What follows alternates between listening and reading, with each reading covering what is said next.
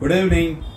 PTSD, post traumatic stress disorder, ఇది ఒక కామన్గా వాడుతూ ఉంటాము.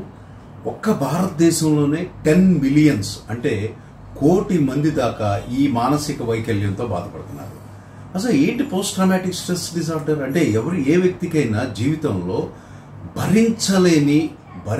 ఏ వ్యక్తి భరించలేనటువంటి సంఘటనకు లోనైతే కొంతమంది వాటికి రియాక్ట్ అయ్యి ఇలా తయారవుతారు. అంటే ఎర్త్ క్వేక్స్, మేజర్ డిజాస్టర్స్, రైలు యాక్సిడెంట్లో సడన్గా మన కళ్ళ ముందు మన బంధువుల్ని, సన్నిహితుల్ని, స్నేహితుల్ని కోల్పోవటం, కార్ యాక్సిడెంట్, బస్ యాక్సిడెంట్, ఇట్లా ఒక డిజాస్టర్స్గా జరిగినప్పుడు కొంతమంది ఈ పోస్ట్ ట్రామాటిక్ స్ట్రెస్ డిజార్డర్కి లోనవుతారు.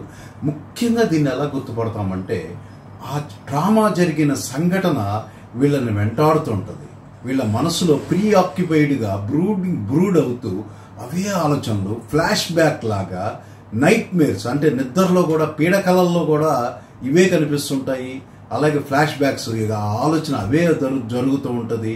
ఒక రకంగా అలాంటి సిచ్యువేషన్ని ఎదురైతే వీళ్ళు విపరీతంగా రియాక్ట్ అవటం, ఆ సిచ్యువేషన్, ఆ ట్రామాటిక్ ఈవెంట్ని అవాయిడ్ చేయటం, అంటే అలాంటి ప్లేస్కి వెళ్ళకపోవటం, ఆ యాక్సిడెంట్ని గుర్తు చేసే, ఆ డిజాస్టర్ని గుర్తు చేసే ప్లేస్ని అవాయిడ్ చేయటం ఇలా జరుగుతూ ఉంటుంది.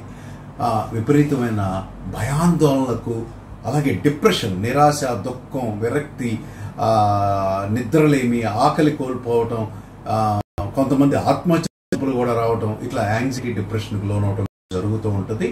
వీళ్ళని ఎలా రికవర్ చేసుకోవాలంటే ఫార్మకోథెరపీ మెడిసిన్స్, SSRI మెడిసిన్స్ మరియు CBT కౌన్సిలింగ్ థెరపీస్, ముఖ్యంగా ERP exposure and response prevention ద్వారా కూడా వీళ్ళని డీసెన్సిటైజ్ చేసుకొని మామూలు మనుషులుగా చేయొచ్చు.